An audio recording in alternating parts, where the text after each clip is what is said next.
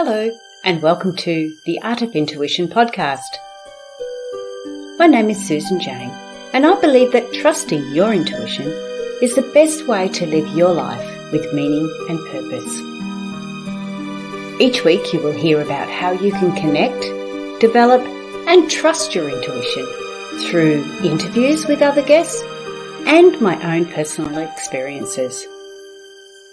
Join me to understand how your intuition can guide you towards a life full of meaning and loving purpose.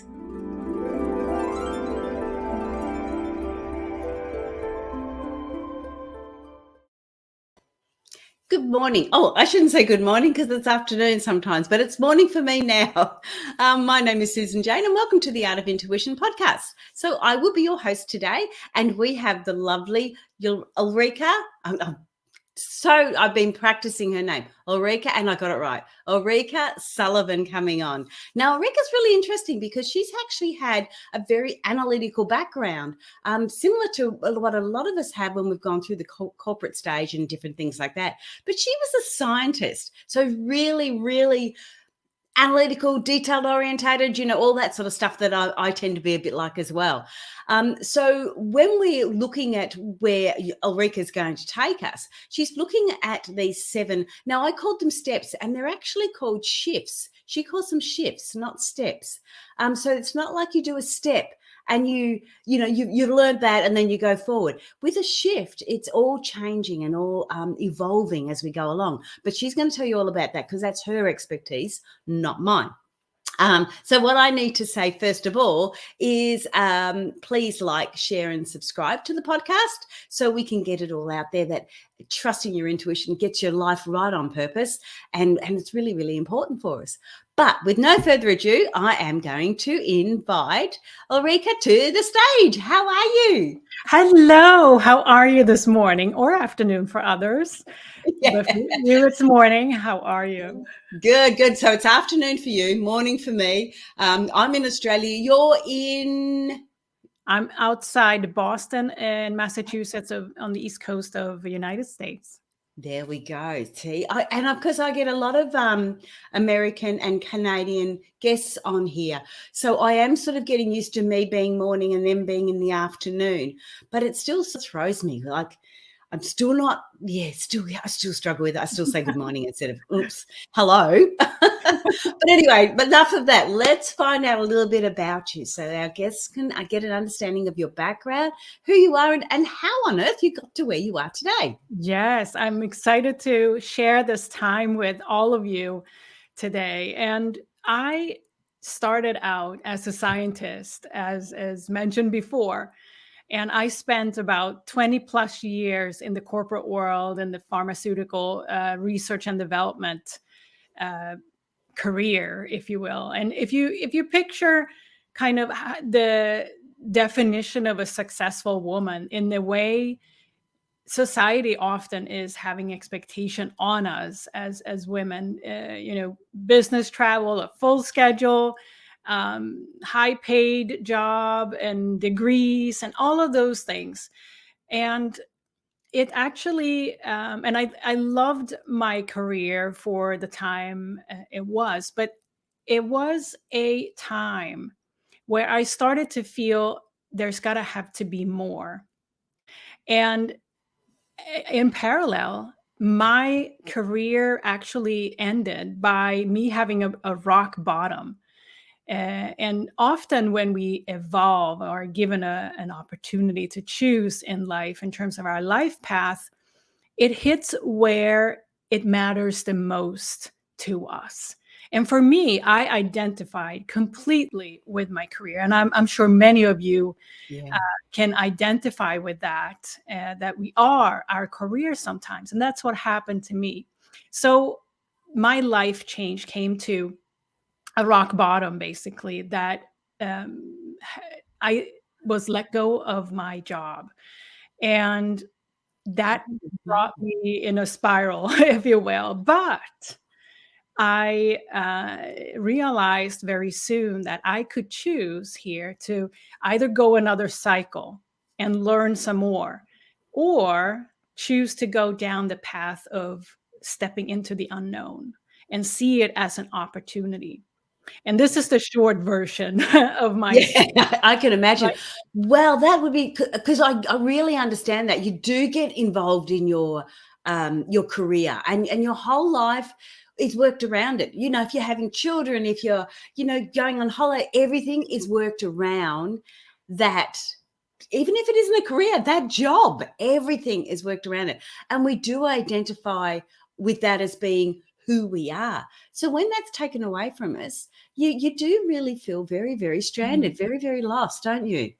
Yes. And so fast forward, I this opportunity to actually change my career path completely, because now I'm an intuitive spiritual life coach. I'm an energy healer. I'm a yoga teacher. I'm an author. So like imagine that shift from having spent all of my adult career in a corporate setting where, you know, following the template, so to say, sometimes. Wow. And Yeah. now it's a completely different flexibility. And I also, you know, have tapped into my true gifts that I wasn't able to in my previous, you know, path and career. So that's an opportunity that has been presenting itself to me, and it involves expanding beyond what we know, which is part of what I write about in my book as well. Wow. Okay, so you've gone from a 20-year, very analytical, very, very detailed scientist work where you're working for R&D. You said R&D, research and development, didn't you? Yeah. Yes, and Which, oh my, that is very, very detailed. That's even more detailed than what I do.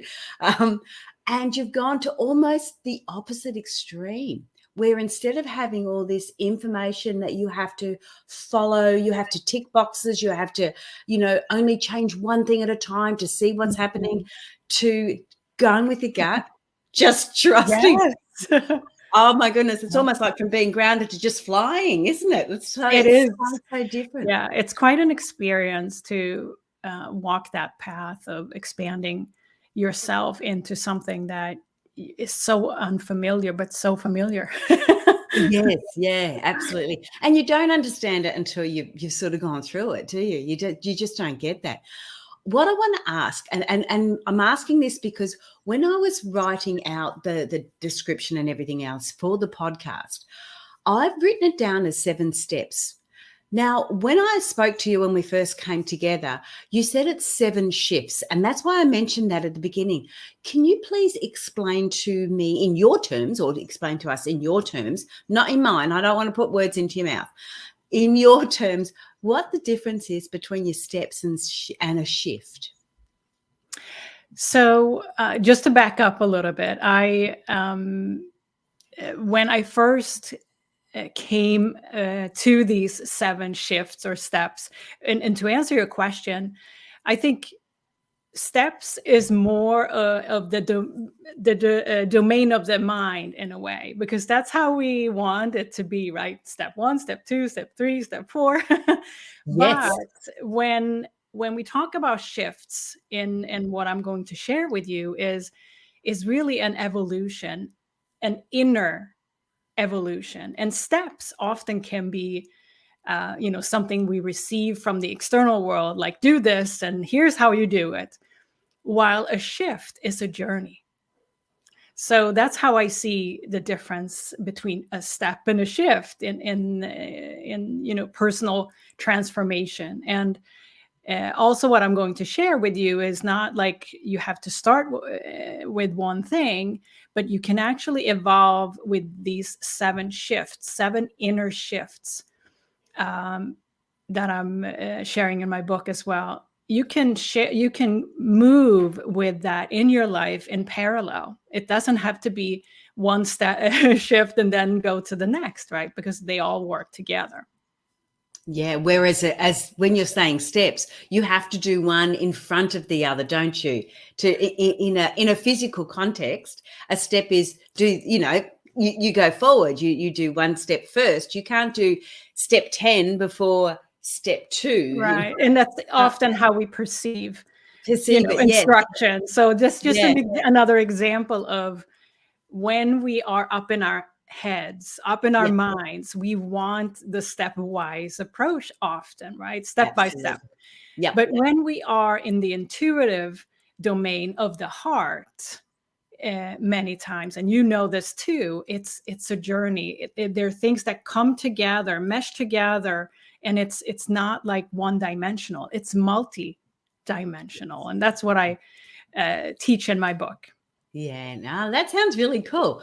All right, let's get into it. Oh, no, first of all, before we go any further, for the podcast listeners, because I've got it happening on the ticker tape for the video watchers, but for the podcast listeners, the book is called, I'll put that forward. Hang on, it's coming up now. The book is called Wisdom Beyond What You Know. Can you show us Yes, I can show you the book. This is how it looks like. Okay. How to shift from being driven by the mind to living from the heart and intuition. Okay.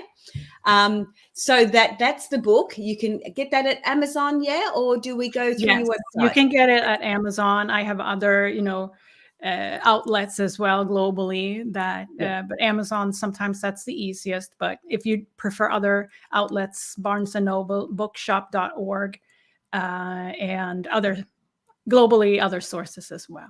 Yeah, so cool. Okay. Otherwise, it is the website, and that is in the description down below. Okay, let's get started. The 7 shifts. Okay, now we don't want to give away all your IP, intellectual property, that's for sure. And we do want people to buy the book if they want the details. But let's just go through those general areas, just so people get an understanding. And if they do want more details, they can go to the book for that. But let's start. And I'm not starting at step 1 or shift 1. We can, but so you start where you start. The whole idea and what I teach is really to help us go from being up in our heads, where we are, often are making a lot of assumptions or self-doubt stories that the mind makes up. And I want to help you shift into your heart energy, which is really not an energy of this or that, right or wrong, which often we're stuck with when we're processing things with our mind. When we are in our heart energy, we just are. It's just, there's a truth that comes through, and our heart is really connected to our intuition and the connection to the rest of the universe, and in a way that we can lessen the frustration, resistance, the self-doubt, if you will, because many are familiar with those types of energies that we deal with every day. If we are starting to lead with our heart and intuition, we can just know what's right for us. And that and we can also get into more ease and flow in our life that way. So doesn't that sound great? Absolutely. Yes, it does. Yeah. So the first part, yes, and I want to share a little bit, and why I'm bringing that up is that the first part of the book, I really help you identify some of these mind-driven patterns that many of us are living by. And that could take expression such as people pleasing, for example, or working hard for success. The exhaustion that many of us have, including myself, for many years, with the belief that if I just work harder, I'm going to have more success. Other, patterns that we maintain when we're up in our head is often worrying about what other people will think about us and what we do and all of that. So if this rings a bell and like, yeah, that's me, or that, yeah, that's me, you're in for a treat, because the second part of the book is really where I give you the fundamentals of heart-centered living, where we are increasing our awareness of energy. Energy awareness is key in getting to tap into our own energy, and that's one of my big passions, is to help others understand how they run energy, because it can really impact our lives in the way we interact with others. Or if you have a business, how your business how you interact in your business, or what approach you're going to take to your business can be very different based on how you run energy. And this is part of knowing your unique essence. Now, also, heart-centered living is to tap back into creativity and inspiration. And if you can picture me a couple of years ago, when I was on autopilot, like the blinders on, go, go, go, and not really being connected with myself and who I truly am. But there was not much of creativity or inspiration in my life at that time, I'll tell you. And Yep. the energy of creativity and inspiration really is the same energy as our heart life force energy overall. So the more we can tap into that. Now, other components of heart-centered living is connection with nature. And this is a big one, our body's wisdom. Because if we're disconnected from our body and always up in our head, for example, it's really difficult to tap into all the wisdom that we already have within us without having to go take a course, or without having to go to the next retreat, or without having to, there is, everyone here have unique talents and gifts that you come into this world with. And from the way we, in the modern world that we've lived our lives for many decades, and we're not encouraged to tap into our natural gifts and talents. We are asked to have the degrees and follow the social expectations in many ways. So this is a shift that I'm getting to. Also, heart-centered living is very linked to this energy awareness that I'm talking about in the book, but also how to learn to notice signs and synchronicities, and really tap into and expand our ability to use our intuition. And I know that's a very passion topic of this podcast. Absolutely. So that gives you a little taste of the second part of the book. Now, yeah, go ahead. Are you going to go to the third? I don't want you to go to the third yet, because I just want to clarify, because I really love how you look. I love structure. I actually love structure. I love structure because I love pushing it and seeing where it goes. But how you've structured your book is really, really interesting, because you've got the first part where people are sort of really connecting in with you because they're seeing the patterns or behaviors that they are constantly doing, or cycling through, it may be another word. But I love how that you've really resonated with the reader to start with, because you've already got an understanding of, oh, she knows where I'm going. She knows what it feels like. She knows how to say it, or she knows what it means like to be like that.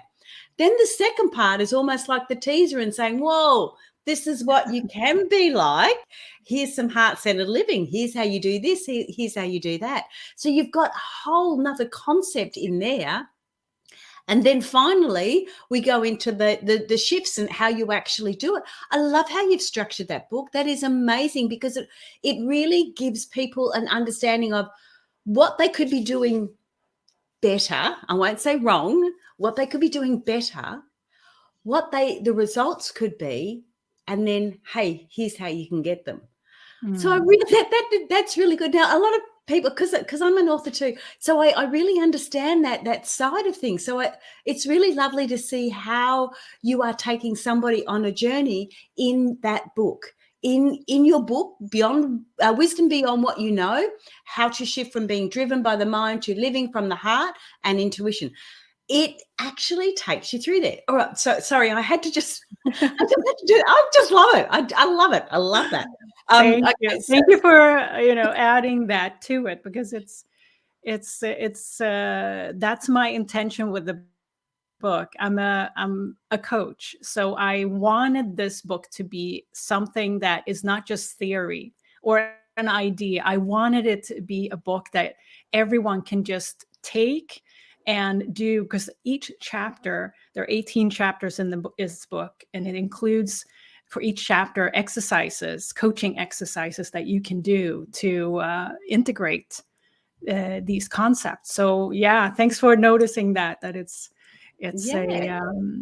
a Well, I mean, it helps because, oops, hang on, I better put myself back. I think it helps because there's a lot of people that could look at that book and then go, okay, I'm going to go straight to the back. I'm going to go straight to 3 and see what the shifts are, and then sort of go, oh, okay, well, that's not quite working for me. What am I doing wrong? I better go back to this bit, and I'll have a look at that. Hang on, what do I want to do? This is how I want to live. Let me see what that looks like. So you've got these abilities to move, but you've still got this beautiful story going through it. So it is really cool. And I guess people may not understand it. When I was doing my training, when I was growing up, I used to grab. So I was in a 20-year emotionally abusive relationship, and we didn't have internet then, as I'm sure you wouldn't have in your earlier years as well. You just didn't have internet. You didn't have any way of really connecting. You only had books, and so the only way I could understand what intuition was, and I wasn't really chasing intuition anyway, understand me, was to get self-help books. So every time I went into town, and I only went shopping once every 4 to 6 weeks, I would grab like 10 self-help books, whatever was jumping out at me, and I'd grab them, take them home, take out what I wanted from that book. And I'm a theory tester too, so be forewarned. I would test that theory and see whether it resonates with me. So that was the only way I could get the understanding. So I have read a lot of books, and a lot of books you find that they just start to talk about their lives and don't give anything. They don't give you any help. And to me, a self-help book needs to give you help. So if you've got coaching tips in it, you've got structure in it, it all makes a huge difference to help those that are actually reading it. And we're putting time and effort into reading the book. So you want it to be decent. So yeah, I'm sorry, I've got on my high horse there because I really appreciate a good book. And that's why. Oh, thank you for that compliment and for that feedback, because that means a lot. Thank you very much. No, it's good, and I can tell that just by the structure of it. But anyway, let's go into. Stop talking, Susan. Let's go into. We're going to go into the last part of the book, or the third section of it, and that's all about the shifts and what we do. Now, again, I don't want you to give everything away, but I do want the people want to have a listen to get an understanding of how you express yourself and what your book is all about. And the other thing I need to just say is the internet was going a little bit funny then. So if anything happens, I'm just going to keep talking. You just keep jumping whenever you're ready. Okay. Absolutely. We'll go with the flow, right? That's what we do. Absolutely. Yeah. Okay. So let's talk about the shifts. Woohoo. Yes. And these shifts, as I said in the beginning, can actually be integrated in your life in parallel. But I have to say that the first shift that I talk about in the book was placed as the first shift for a reason, because I talk about the shift between going from the comfort zone to making a commitment to yourself. And often that is what people are not doing. They're not making a commitment to themselves, to their own evolution and journey and transformation. And what I found coaching clients also is that if someone is not making a commitment to themselves, however that looks like, and it's a commitment from the heart, everyone that doesn't make a commitment go back to the comfort zone pretty easily. And no change to what they wanted to change in their life is happening, right? So there is some sort of there's some sort of commitment that has to come from within, and I explained that in the first shift, how important that is. And I'm sure you watchers or listeners can relate to this and other things that you've wanted for yourself in life and haven't really 100% committed. We're back to zero often after a little time, including New Year's resolutions and things like that. But I help you in this first shift to actually find the, I would say, motivation to make that commitment to yourself. And that's really, and if that commitment is not there, the rest will not, the rest of the 7 shifts are not going to be as impactful. So that's really the first shift. And what happens often because what I want to add to as well, that the beginning story of the book is my own journey. And it included it includes a description of the journey I went through. But there was a point that I call my point of no return. And that signifies this commitment that I felt within myself to my new life path or career path, is that there was no going back at a certain point. There was no going back to my old career or past way of living. And that's what I want for you as well. Because if you are someone listening or watching this that is frustrated with your life in some part of your life, or feeling contracted or resistance, there is an opportunity to make a different choice and feel that commitment to yourself for a new way forward. And it's important to hear that it is possible, because the comfort zone is something that we know so well. And the mind wants us to stay in the comfort zone and make up all these strategies for why we can't do something. Right? Yes. And one of the first things is like, which I've noticed with people and people and myself, is justifying. As soon as I start to justify what I'm doing, it's like, oh, why do you need to do that? Is your mind not, like, is it not resonating properly with your heart?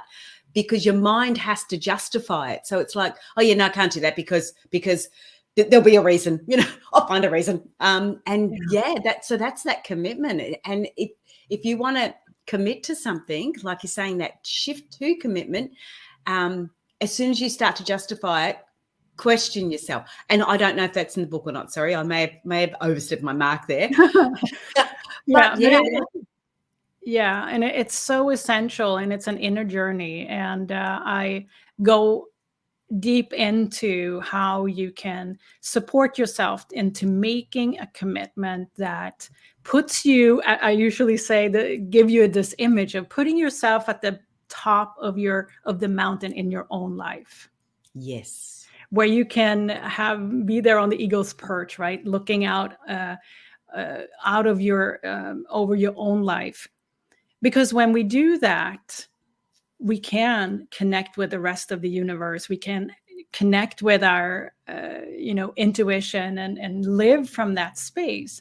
When we're in our mind-driven world, we often, as I, do this at the top of the mountain, we put ourselves at the bottom of the mountain, and we come last in our own life. And that's not really how we flourish and bloom in our life, right? So I'm just saying this first shift is so impactful when we get there to that point of no return, as I call it.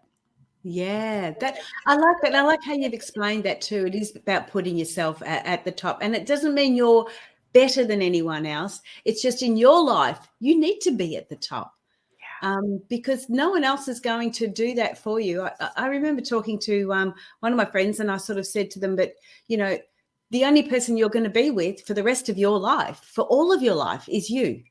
That you're going to have other people coming and going all the time. But if you don't love yourself, and if you don't put yourself there, you're not going to get it. But I like how what you're saying is you're teaching them how to do that commitment.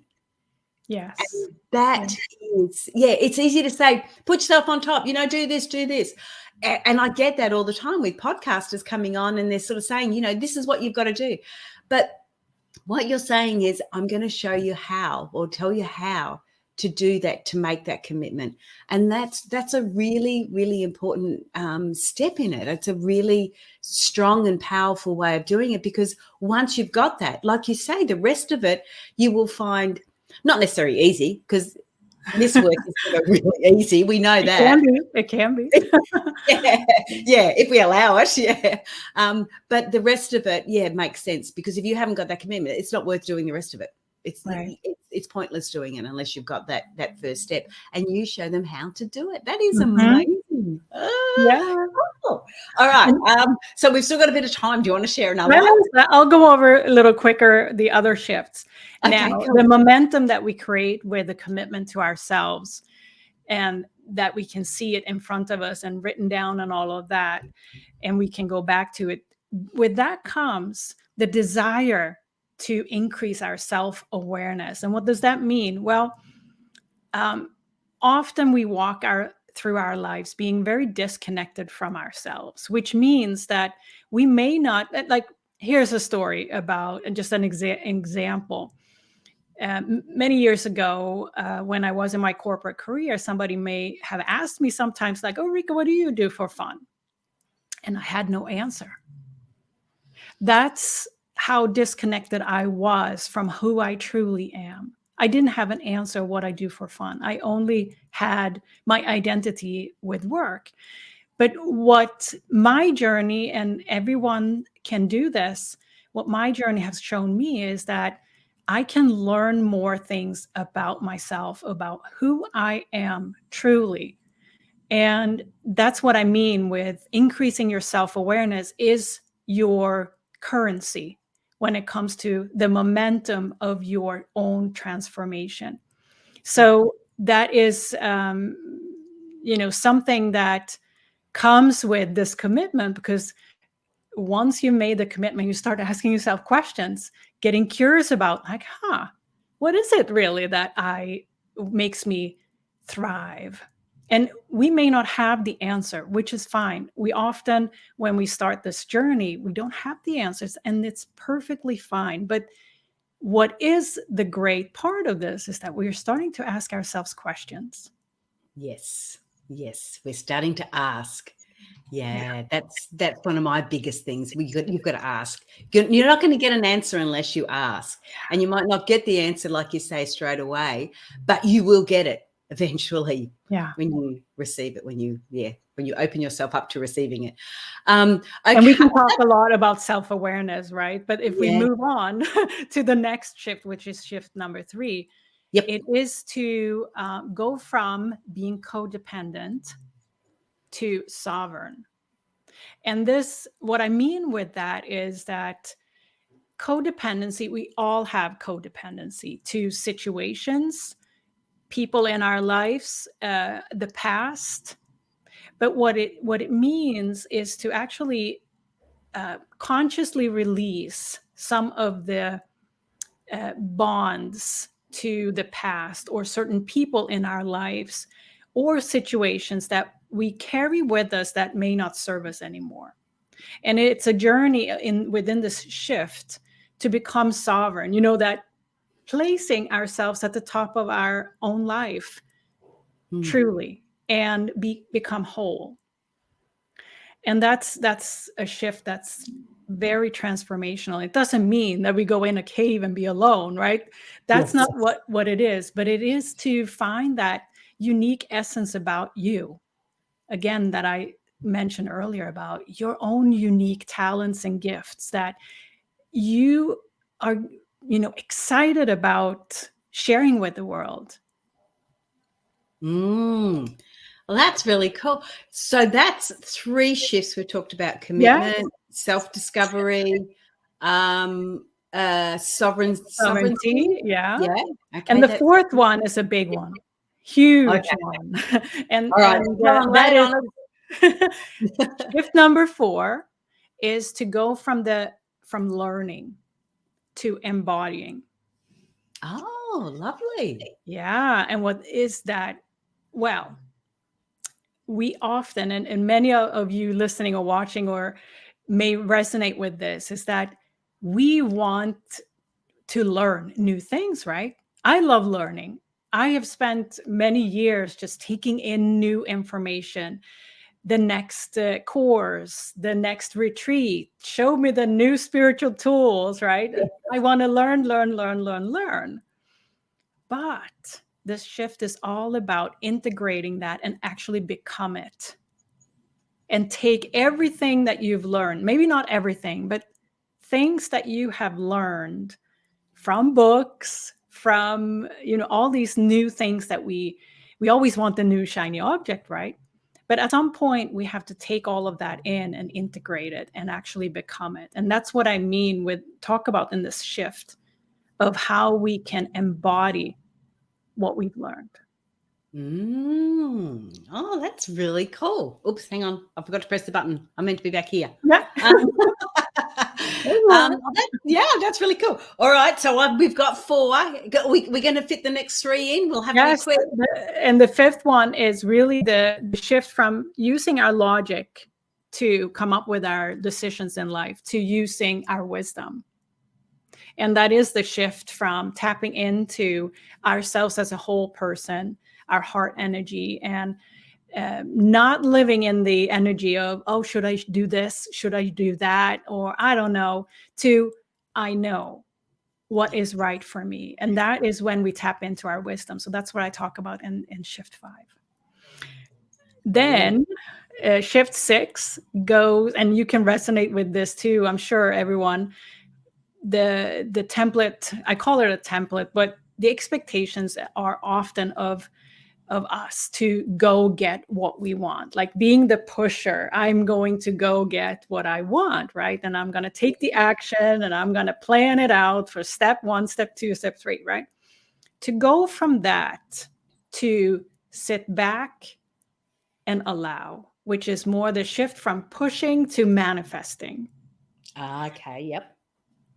And that is a huge energy shift within us. And it requires a lot of courage and trust in our ability to attract rather than go get, if you will. Yes. So I talk a lot about that in shift 6. And the last shift is to go from seeing ourselves as an individual to seeing ourselves as multidimensional, which I talked about in the beginning. And that is, how do we do that? And I believe that to be able to really, truly put yourself at the top of the mountain of your own life and just know what's right for you, we are encouraged to change our the way we're approaching our life, in the sense that I believe that we all need some sort of, call it spiritual or self-care practice, where we can allow ourselves to slow down, go within, and learn from our own wisdom that we already have, without having the mind to come up with the solutions or the options or the stories that we so often are getting into that are hindering us from being who we truly are. Wow. I want to go over it because I was writing it down as you were talking, just so we have this sort of little, like a conclusion at the end. So the 7 shifts, not steps, because we can do these as we go along. But the first one we have to do first, which is the commitment to the self. Then we look at, we also integrate self-discovery, sovereign, going from to sovereign. What was that one? That was codependency to sovereignty. Yeah. Codependent to sovereignty, learning to becoming, or embracing it, embodying. That's it. Logic to wisdom. So we start to that's when you really checking in with your intuition there. Mhm, Then we're mhm. going from pushing to manifesting, or trying to create, to physically to create, to actually manifesting it. And then the last one is the individual to multidimensional being. That is so cool. And that's all at the end. So we've got an understanding to start with at the beginning on some of those little habits or cycles that we run through. We've got an understanding in the center, in the second section, about what we could have if we want to do the work, and then finally, here's how to do it. I have to say it again, and I do apologize for going over and over it, but I really do like the structure that you've done. I reckon that's Thank you. amazing. Thanks so much. Yeah, that's Yeah, and really cool. I also But created an extension experience, because this takes time. I want to say that yeah, often we buy a book, and especially a book like this with exercises, we may not do the exercises. We just want to read the book, right? But I wanted to create a longer term experience where we truly can integrate those. So I offer a membership as well that's attached to the book, basically. So the book is the ignition, the inspiration, while this takes time. And I know that by experience, how clients have changed their lives to what they want it to be, but it takes 3, 6, 12 months. yeah, So absolutely. I wanted that experience for everyone. Yeah. That's really cool. And I have to be again open and let you know that I've had a lot of guests on the show, and they have had books, but they've not. I've not been able to create a podcast that actually helps my listeners and still talk about the book in such a manner. So it's the first time I've actually structured a podcast or an episode around somebody's books, because and wholly and solely because I love how you've done it, and I've loved the information that you've given. I would not have let this go this way if I didn't feel it was conducive to the listeners, but I really do feel it's perfect for them. But before we go any further, I do want to say that you have a podcast as well, and it's called New Light Living Podcast. So that's another aspect that they can connect with you if they want to get a bit more understanding of this. And I'm sure you have guests on as well, so they can get an understanding of the different things. The beauty about having guests on the show, which is what I really like, is the fact that you're delivering the same information that I deliver, but you're doing it in such a nice way, or a different way, I should say, a different way that will resonate with others. And that's why I like having guests like yourself on the show, because people are going to go, oh, I get that. Oh, that's, they're going to get their aha moments from your stories or the way you present. And that's the best part.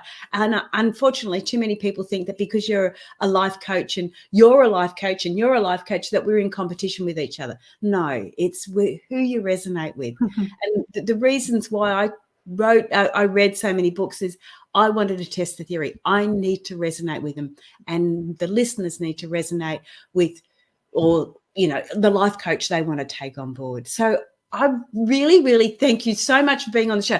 Any last thoughts before you go? Because we do have to wrap it up. No, I just thank you for the opportunity to be on this podcast. And if anyone is curious about my work, go download a free chapter of my book on my website and start there. Yeah, there you go. Okay, the website is I now I got the name wrong again. ulrikasullivan.com. So it's it's in the description, but it's ULRIKASULLIVAN.com. Okay. Yeah. I'll pop that down the bottom there too. Whoops, hang on, scroll across the bottom. It's showing there at the bottom there. So that's Ulrika's website. Get on there and grab a free copy. But thank you so much for being on the show. I'm going to wrap it up. It was lovely. Stay online. I'll be back with you in a sec. So you're not allowed to go anywhere, okay? Hey, guys, that was really good. And again, like I said, I do not usually this podcast isn't about promoting books. This podcast isn't about that thing. This podcast is about giving you some ideas and understandings about how you can trust your intuition, how you can live a better life, how you can live a more intuitive life. And Ulrika's book is perfect for that. And that's why I went on and on and on about it, because I really thought it was well worth knowing and understanding what you could get out of it. And I haven't had a lot of books on here that I feel that comfortable with. Maybe that's her scientific brain behind it and my little nerdy, attention to detail that I like. Maybe that's what it is. But I can see you getting a learning from it. So that to me is really, really important. But anyway, that's that. Jump on the Facebook, Intuitive Personal Development by Susan Jane. It's a Facebook group, so jump on that, and you can get free flower readings now it's Tuesday morning for me, but I think for America it's Monday evening or afternoon. I'm doing the free flower readings. Now, flower readings are my tool. That's just my tool that I use to help connect with my intuition, and we all have different tools, so that's just my tool. There is the online courses if you want them there, and I can't remember what else I was going to say, so that's the end. I hope you've enjoyed the show. Again, like, subscribe and share with your friends, and we will see you next week. All right, bye for now.